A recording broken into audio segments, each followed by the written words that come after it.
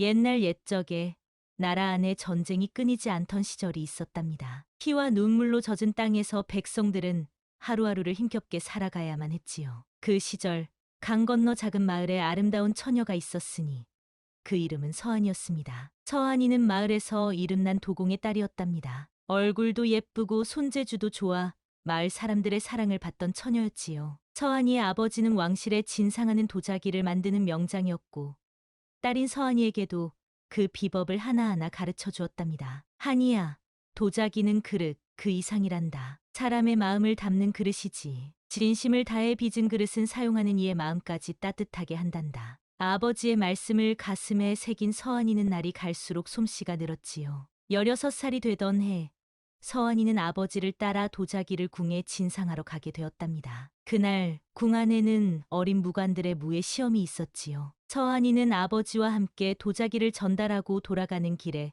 훈련장 근처를 지나가게 되었답니다. 그곳에서 칼솜씨를 겨루는 젊은 무관들을 구경하게 되었지요. 그 중에서도 특히 눈에 띄는 청년이 있었습니다. 다른 이들보다 한치도 물러섬 없이 용맹하게 싸우는 모습이 마치 춤을 추는 것 같았지요. 그가 바로 연무결이었습니다. 훈련이 끝나고 젊은 무관들이 휴식을 취할 때 갑자기 강한 바람이 불어 서한이가 들고 있던 도안 종이가 날아갔습니다. 종이는 바람을 타고 훈련장으로 날아들었고 마침 그곳에 있던 연무결의 발 앞에 떨어졌지요. 연무결은 종이를 주워 들었습니다. 그 위에는 아름다운 도자기, 그림이 그려져 있었지요. 그는 종이를 들고 주위를 둘러보았고 마침내 당황한 표정으로 서 있는 서한이를 발견했답니다. 이것이 당신의 것입니까? 연무결이 다가와 물었습니다. 서한이는 부끄러워 고개를 숙인 채 작은 목소리로 대답했지요. 네, 제 그림입니다. 직접 그리신 겁니까? 정말 아름답습니다. 연무결은 진심 어린 목소리로 말했습니다. 서한이는 얼굴을 붉히며 종이를 받아들었지요. 감사합니다. 저는 도공의 딸이라 아버지의 도자기를 그린 것뿐입니다. 도공이라. 흙을 빚어 아름다운 것을 만들어내는 일이군요. 저는 칼을 들어 나라를 지키는 일을 하고 있습니다. 이름은 연무결이라고 합니다. 저는 서한이라고 합니다. 두 사람은 잠시 이야기를 나누었습니다. 서로 다른 세계에 살고 있었지만 각자의 일에 대한 열정과 책임감은 닮아 있었지요. 헤어질 때 연무결은 서한이에게 말했답니다. 언젠가 전쟁이 끝나고 평화가 오면 그때 당신이 만든 도자기의 차를 마시고 싶습니다. 서한이는 미소를 지으며 대답했지요. 그때가 온다면 제가 직접 만든 가장 아름다운 찻잔으로 대접하겠습니다. 그렇게 두 사람은 헤어졌습니다. 서한이는 그날의 만남을 오래도록 마음에 담아두었지요. 가끔 도자기를 빚을 때면 용맹한 무관의 모습이 떠올라 미소 짓곤 했답니다. 하지만 평화로운 시간은 오래가지 않았습니다. 그로부터 몇 달 후 적군이 국경을 넘어 침략해왔고 서한이의 마을에도 전쟁의 불길이 닿고 말았지요.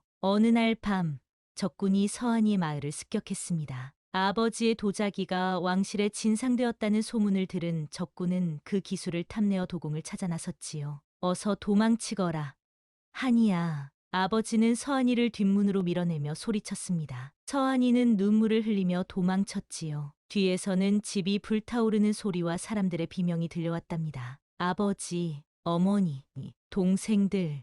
마음속으로 가족을 부르짖으며 서한이는 산길을 따라 도망쳤습니다. 그렇게 그녀는 목숨만 겨우 부지한 채 떠돌이 신세가 되고 말았지요. 처음에는 친척을 찾아 나섰지만 전쟁으로 인해 사람들은 흩어졌고 아무도 그녀를 돌봐줄 수 없었답니다. 달이 차고 기울기를 반복하며 세월이 흘렀습니다. 서한이는 이제 떠돌이 거지가 되어 하루하루를 간신히 버텨내고 있었지요. 한때 예쁘던 얼굴은 햇볕에 그을리고 주름이 생겼으며 도자기를 빚던 고운 손은 거칠어져 있었답니다. 사람들에게 서한이라는 이름도 잊혀지고 그저 거지 처녀로만 불리게 되었지요. 마을에 들어서면 사람들은 그녀를 보고 얼굴을 찌푸렸고 때로는 돌멩이를 던지기도 했답니다. 저리 가거라. 부정탄다. 더러운 것이 어디서 왔느냐. 우리 마을에 애군을 가져올라. 이런 말들을 들으며 서한이는 마을에서 마을로 쫓겨 다녔습니다. 밤이면 선앙당 아래에서 몸을 누이고 낮이면 남은 음식을 찾아다녔지요. 하지만 그럼에도 서한이는 마음만은 따뜻하게 지켜내려 노력했답니다. 어느 날 서한이는 들판을 지나다가 다친 어린아이를 발견했습니다. 아이는 다리를 다쳐 제대로 걷지 못했지요. 서한이는 자신의 낡은 치마 조각으로 아이의 상처를 싸매주었답니다. 아가, 어디 사는 아이냐? 저기 마을에 살아요. 하지만 어머니가 아파서. 아이는 눈물을 글썽이며 말했습니다. 서한이는 아이를 업고 마을까지 데려다 주기로 했지요. 비록 자신은 마을에 들어가면 쫓겨날 것이 뻔했지만 아이를 돕는 일이 더 중요하다고 생각했답니다. 마을 어귀에 도착했을 때 아이의 가족들이 애타게 찾고 있었습니다. 서한이는 아이를 내려주고 재빨리 돌아서려 했지요. 하지만 아이의 어머니가 그녀를 불러세웠답니다. 잠시만요. 우리 아이를 구해주셔서 정말 감사합니다. 서한이는 부끄러워 고개를 숙였습니다. 오랜만에 누군가가 친절하게 말을 걸어준 것이 낯설었지요. 괜찮습니다. 당연히 해야 할 일을 했을 뿐입니다. 들어와서 식사라도 하고 가세요. 하지만 서한이는 고개를 저었습니다. 마을 사람들이 자신을 알아보고 쫓아낼까 두려웠기 때문이지요. 그녀는 조용히 인사를 하고 그 마을을 떠났답니다. 그러나 아이의 어머니는 그녀에게 작은 보따리를 건네주었지요. 이것은 별것 아니지만 길에서 드세요. 보따리 안에는 밥과 반찬이 들어 있었습니다. 서한이는 눈물을 참으며 감사의 인사를 전했지요. 오랜만에 느껴보는 따뜻한 정에 그녀의 마음도 조금씩 녹아내리는 것 같았답니다. 그로부터 몇 달 후 어느 날이었습니다. 서한이는 며칠째 제대로 된 음식을 먹지 못해 배가 고팠습니다. 봄비가 내리고 난 뒤라 온몸은 축축하고 추웠지요. 그러던 중 산 너머로 전쟁이 끝난 황폐한 들판이 눈에 들어왔답니다. 여긴 아무도 없겠지. 혹시 떨어진 양식이라도 있을까? 서한이는 중얼거리며 들판으로 발걸음을 옮겼습니다. 멀리서 까마귀 울음소리가 들려왔지요. 까마귀가 모여드는 곳에는 시체가 있을 테니 서한이는 그곳을 피해 다른 길로 향했습니다. 그녀는 이제 죽음이 두렵지 않았지만 죽은 이들 앞에서는 여전히 마음이 아팠기 때문이지요. 그런데 바로 그때 들판 반대편에서는 또 다른 사연이 있었답니다. 연무결이라는 장수가 있었지요. 그는 어린 시절부터 무예를 익혀 나라를 위해 용맹하게 싸웠던 명장이었습니다. 집안 대대로 나라를 지키던 가문의 자손으로 그의 아버지와 할아버지도 모두 전장에서 목숨을 바쳤답니다. 연무결은 그런 가문의 명예를 이어받아 수많은 전투에서 승리를 이끌었지요. 세월이 흐르는 동안 연무결은 뛰어난 무공으로 대장군의 자리에 올랐습니다. 하지만 그는 어떤 날 어디선가 본 듯한 얼굴을 자꾸 떠올렸지요. 궁에서 만났던 도공의 딸 서한이의 모습이었습니다. 전쟁이 끝난 후 그녀를 찾아볼까 했지만 국경 지역의 많은 마을들이 전쟁으로 파괴되었다는 소식을 듣고 마음을 접었지요. 그렇게 연무결은 오직 나라를 지키는 일에만 몰두했습니다. 그는 온화하지만 엄격한 장수로 부하들의 신뢰를 받았지요. 특히 약자를 보호하는 일에 앞장서서 백성들에게도 존경받는 장수였답니다. 하지만 이번 전투에서는 적의 기습에 군사들이 대부분 목숨을 잃었고 연무결 자신도 다리에 화살을 맞아 심한 부상을 입고 말았답니다. 피가 온몸에 흘러내리고 더 이상 일어설 힘도 없었지요. 장군님, 어서 가십시오. 적들이 쫓아옵니다. 부하들은 소리쳤지만 연무결은 이미 움직일 수 없었습니다. 너희라도 살아남아 궁으로 돌아가 적의 동태를 알려라. 내 여기서 적을 막으마. 연무결은 신음을 참으며 부하들에게 명령했습니다. 잠시 망설이던 부하들도 결국은 어쩔 수 없이 그를 두고 떠나야만 했지요. 그렇게 장수 연무결은 들판 한복판에 홀로 남겨졌답니다. 이렇게 죽는구나. 아버지, 할아버지처럼. 하지만 난 적을 물리치지도 못했다. 연무결은 점점 고통과 분노, 그리고 회한에 잠겨갔습니다. 목이 타들어가는 것 같았고 열이 온몸을 뒤덮었지요. 의식이 흐려지는 와중에도 그는 칼자루를 굳게 움켜쥐고 있었답니다. 혹시라도 적이 다가온다면 마지막 힘이라도 다해 싸울 작정이었지요. 또한 이상하게도 그의 머릿속에는 오래전 만났던 도공의 딸 얼굴이 떠올랐습니다. 서로의 꿈에 대해 이야기했던 그날의 기억이 주마등처럼 스쳐 지나갔지요. 내가 약속을 지키지 못하는구나. 그 도자기에 차를 마셔보지도 못하고. 연무결은 희미한 의식 속에서 중얼거렸습니다. 흐릿한 시야 속에서 그는 누군가 다가오는 것을 느꼈답니다. 적병인가 생각하며 연무결은 마지막 힘을 모아 칼을 들어올리려 했지만 더 이상 팔에 힘이 들어가지 않았지요. 바로 그때 서한이가 쓰러진 장수를 발견했습니다. 처음에는 이미 죽은 시체인 줄 알고 피하려 했지요. 하지만 희미한 숨소리를 듣고는 발걸음을 멈췄답니다. 살려달라는 말도 안 하네. 이 사람도 버림받은 건가? 서한이는 망설였습니다. 군인들은 늘 마을 사람들을 괴롭히고 때로는 여자들에게 못된 짓을 하기도 했지요. 그래서 서한이는 군인들을 싫어했답니다. 게다가 이 사람이 회복되면 자신을 해칠지도 모른다는 두려움도 있었지요. 하지만 그때 서한이 머릿속에 얼마 전 만났던 아이와 그 어머니의 모습이 떠올랐습니다. 그리고 더 오래된 기억, 불타는 집에서 도망칠 때 어머니가 그녀를 끌어안고 했던 말도 생각났지요. 한이야, 세상이 아무리 힘들어도 사람의 정은 잊지 말거라. 내가 베푼 정은 언젠가 돌아온단다. 어머니의 목소리가 귓가에 맴돌았습니다. 서한이는 깊이 한숨을 내쉬고는 연무결에게 다가갔답니다. 비록 자신은 모두에게 외면받았지만 그렇다고 다른 이의 고통을 외면할 수는 없었지요. 이보세요.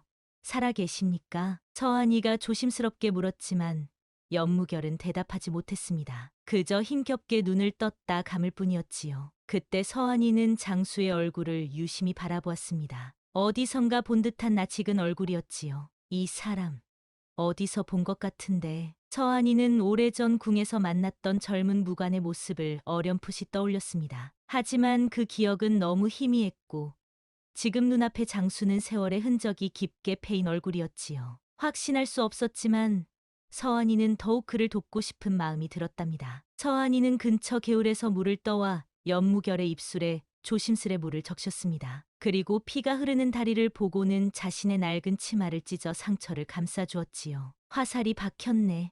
서한이는 도공의 딸로 자라며 약초에 대해서도 조금은 알고 있었답니다. 예전에 아버지가 도자기를 구울 때 대인 상처를 치료하던 기억을 더듬어 근처에서 상처에 좋은 풀을 찾아 상처에 발라주었지요. 하지만 화살은 여전히 다리에 박혀 있었습니다. 이대로 두면 상처가 악화될 것이 분명했지요. 서한이는 용기를 내어 화살을 빼기로 결심했습니다. 많이 아프실 거예요. 잠시만 참으세요. 연무결은 의식이 흐릿한 가운데에서도 서한이의 말을 들었습니다. 그는 이를 악물며 고통을 참을 준비를 했지요. 서한이는 떨리는 손으로 화살을 잡고 힘껏 당겼습니다. 화살이 빠져나오는 순간 연무결은 고통에 신음했지만 소리를 내지는 않았답니다. 서한이는 재빨리 치마 조각으로 상처를 감쌌습니다. 피가 너무 많이 흘러 걱정이 되었지요. 그때 멀리서 말발굽 소리가 들려왔습니다. 서한이는 움찔했습니다. 적병이 오나 봐요. 제가 당신을 숨겨드릴게요. 서한이는 주변을 둘러보다가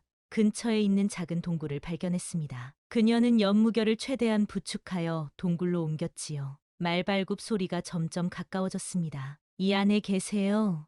제가 적들을 다른 방향으로 유인할게요. 서한이는 용감하게 말했지만 사실 무척 두려웠답니다. 하지만 이미 도움을 시작한 이상 끝까지 해야 한다고 생각했지요. 그녀는 동굴 밖으로 나와 일부러 발자국을 다른 방향으로 남기며 뛰기 시작했습니다. 얼마 후 말을 탄 군사들이 나타났습니다. 그들은 서한이를 발견하고 말을 세웠지요. 너 거기 서라. 서한이는 두려움에 떨었지만 멈춰 섰습니다. 군사들이 가까이 다가왔지요. 여기서 뭐 하고 있느냐? 혹시 낙오된 적군을 보지 못했느냐? 서한이는 그제야 안도했습니다. 이들은 적병이 아니라 같은 나라 군사들이었던 것이지요. 하지만 그녀는 연무결의 존재를 바로 알리지 않았습니다. 먼저 이들이 정말 아군인지 확인해야 했기 때문이지요. 저 혹시 연무결 장군님을 찾고 계신가요? 군사들은 놀란 표정을 지었습니다. 그렇다. 내가 장군님을 보았느냐? 서한이는 잠시 생각했습니다. 이제 그녀는 이들이 진짜 아군임을 확신했지요. 네, 장군님이 부상을 입고 저기 동굴에 계십니다. 어서 가보세요. 군사들은 서둘러 동굴로 향했습니다. 서한이는 뒤에서 조용히 따라갔지요. 군사들이 연무결을 발견하고 기뻐하는 모습을 보며 서한이는 안도의 한숨을 내쉬었답니다. 장군님, 살아계셨군요. 병사들은 기뻐하며 연무결을 조심스럽게 부축했습니다. 연무결은 의식이 희미한 가운데에서도 서한이를 찾았지요. 그러나 서한이는 이미 군사들 뒤에 숨어 있었답니다. 그녀는 자신의 역할이 끝났다고 생각했지요. 잠시만, 그 처녀는 어디 있소? 연무결이 힘겹게 물었습니다. 군사들은 서로 바라보더니 서한이를 가리켰지요. 저기 있습니다. 장군님. 연무결은 고개를 돌려 서한이를 바라보았습니다. 그의 눈에는 감사의 빛과 함께 어떤 의문이 어려 있었지요. 마치 어디선가 본 듯한 얼굴에 대한 기억을 더듬는 눈빛이었답니다. 그대, 이름이 무엇이오? 서한이는 놀랐습니다. 오랫동안 아무도 그녀의 이름을 묻지 않았기 때문이지요. 잠시 침묵이 흐른 후 그녀는 조용히 대답했답니다. 서한이라고 합니다. 그 순간 연무결의 눈이 크게 떠졌습니다. 오래전 기억이 그의 머릿속에서 선명하게 되살아났지요. 서한이, 혹시 도공의 딸은 아니오? 서한이도 놀란 표정이 되었습니다. 어떻게 이 장수가 자신의 과거를 알고 있는 것일까요? 그렇습니다만 어떻게 아셨지요? 연무결은 힘겹게 미소를 지었습니다. 오래전 궁에서 우리가 만난 적이 있소. 내 이름은 연무결이오. 서한이의 눈에 눈물이 고였습니다. 이제 그녀도 그날의 기억을 떠올렸지요. 도안을 그린 종이가 날아가 주워준 젊은 무관. 언젠가 전쟁이 끝나면 그녀가 만든 도자기로 차를 마시자고 약속했던 그 사람. 정말 당신이었군요. 연무결은 고개를 끄덕였습니다. 서한이, 내 이름은 연무결이오. 그대의 은혜 잊지 않겠소. 연무결은 그렇게 말하고는 의식을 잃고 말았습니다. 군사들은 서둘러 그를 말에 태우고 진영으로 돌아갔지요. 한 군사가 서한이에게 다가왔습니다. 처녀, 장군님을 구해주셔서 감사합니다. 함께 가시지요. 장군님께서 정신을 차리시면 분명 만나고 싶어 하실 겁니다. 하지만 서한이는 고개를 저었습니다. 지금의 자신은 예전의 서한이가 아니었기 때문이지요. 한때는 고운 옷을 입고 궁에 출입하던 도공의 딸이었지만 지금은 남들이 피하는 거지일 뿐이었답니다. 괜찮습니다. 제 갈 길이 있으니 여기서 헤어지겠습니다. 군사는 실망한 표정을 지었지만 서한이의 뜻을 존중해 주었지요. 다만 작은 주머니를 건네주며 말했답니다. 이것은 장군님의 군량미입니다. 받아가십시오. 서한이는 고맙다는 인사를 하고 그들이 떠나는 모습을 바라보다가 다시 자신의 길을 떠났답니다. 세월이 흘러 전쟁은 마침내 끝이 났습니다. 나라는 평화를 되찾았고 백성들은 다시 일상으로 돌아갔지요. 하지만 서한이의 삶은 크게 달라지지 않았습니다. 여전히 그녀는 나라를 떠돌며 하루하루를 살아가야 했지요. 그러던 어느 날 서한이가 한 마을에 들어섰을 때였습니다. 평소와 같이 사람들은 그녀를 외면했지만 이상하게도 아무도 그녀를 쫓아내지는 않았답니다. 오히려 몇몇 사람들은 그녀에게 음식을 건네기도 했지요. 이상하네. 서한이가 혼잣말을 하고 있을 때 마을 사람 하나가 다가왔습니다. 혹시 당신이 서한이 씨입니까? 서한이는 깜짝 놀랐습니다. 어떻게 이 마을 사람이 자신의 이름을 알고 있는 것일까요? 네, 그런데 어떻게 연무결 장군님께서 당신을 찾고 계십니다. 몇 년째 나라 곳곳에 사람을 보내 수소문하고 계시지요. 서한이는 믿을 수 없었습니다. 그날 이후 몇 년이나 지났는데 아직도 그녀를 찾고 있다니요. 마을 사람은 서한이를 마을 어른의 집으로 안내했습니다. 그곳에서 그녀는 깨끗한 옷과 따뜻한 음식을 대접받았지요. 도공의 딸이셨다고 들었습니다. 혹시 아직도 도자기를 만들 수 있으십니까? 마을 어른이 물었습니다. 서한이는 잠시 망설였지요. 이제 그녀의 손은 거칠어지고 오랫동안 흙을 만져보지 못했으니까요. 잘 모르겠습니다만 한번 해볼 수 있을 것 같습니다. 마을 어른은 미소를 지으며 그녀를 작은 방으로 안내했습니다. 그곳에는 도자기를 만들 수 있는 흙과 도구들이 준비되어 있었지요. 천천히 해보십시오. 서두를 것 없습니다. 서한이는 떨리는 손으로 흙을 만져보았습니다. 오랜만에 만져보는 흙은 그녀에게 많은 기억을 되살려 주었지요. 아버지가 가르쳐준 도자기 빚는 법, 어머니가 알려준 그림 그리는 방법, 모든 것이 손끝에서 되살아났답니다. 며칠 동안 서한이는 방에서 나오지 않고 도자기를 만들었습니다. 처음에는 손이 떨려 형태도 잡기 어려웠지만 조금씩 감을 되찾아갔지요. 그리고 마침내 한 개의 찻잔을 완성했답니다. 심플하지만 우아한 선, 은은한 빛깔의 유약,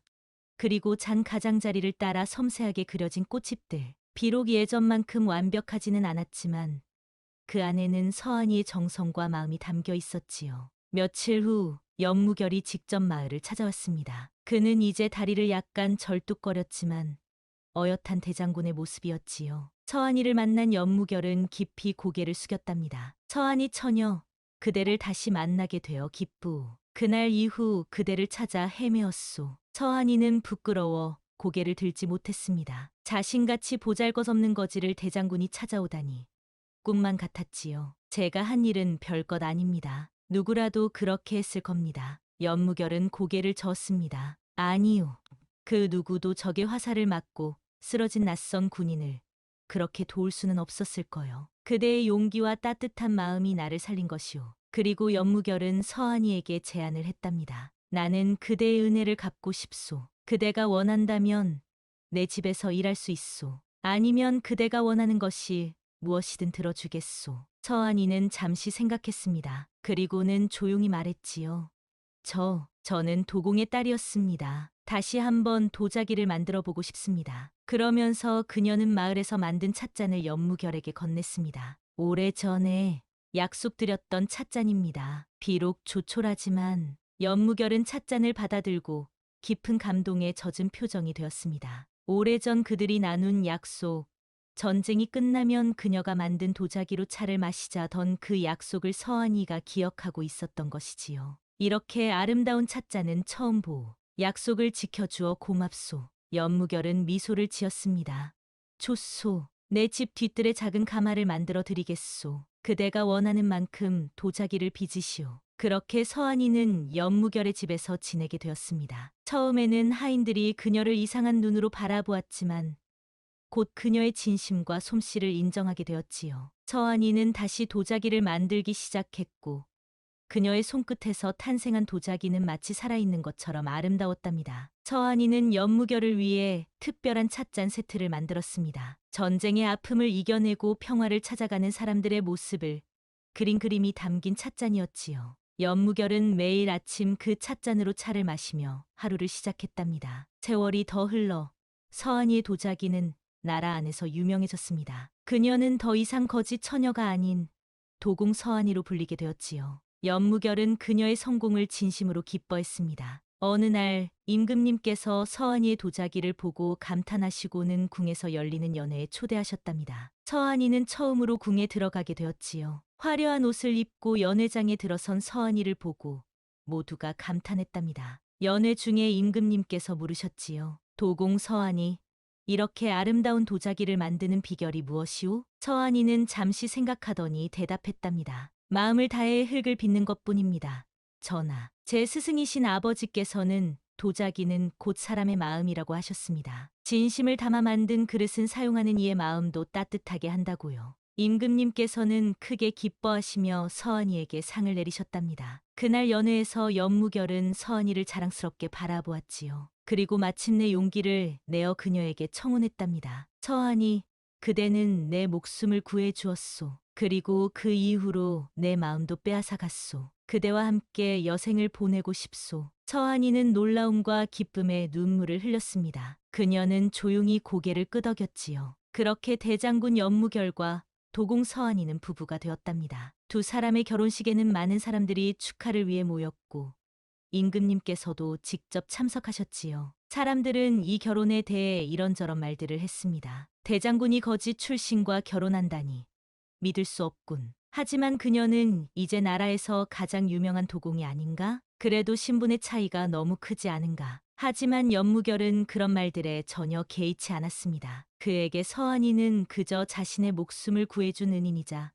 오래전부터 마음에 담아두었던 여인일 뿐이었으니까요. 내 아내는 이 세상에서 가장 아름답고 따뜻한 마음을 가진 여인이오. 신분이 어떻고 과거가 어떻든 그것이 무슨 상관이리오? 연무결의 당당한 모습에 비난하던 이들도 입을 다물 수밖에 없었지요. 두 사람은 오랜 세월 서로를 아끼며 살았고 많은 이들에게 도움을 베풀었답니다. 특히 집 없이 떠도는 이들을 돕는 데 앞장섰지요. 서한이와 연무결은 작은 마을에 도공학교를 세웠습니다. 전쟁으로 가족을 잃은 아이들, 고아가 된 아이들에게 도자기 만드는 법을 가르치고 미래를 꿈꿀 수 있게 해주었지요. 그곳에서 자란 아이들은 훗날 뛰어난 도공이 되어 나라 곳곳에서 활약했답니다. 후에 사람들은 이런 이야기를 전했지요. 세상에서 가장 귀한 것은 겉모습이 아니라 마음이라네. 서한이가 비록 거지였지만 그 따뜻한 마음씨로 대장군의 목숨을 구했고 결국 온 나라가 그 이름을 기억하게 되었으니 말이야.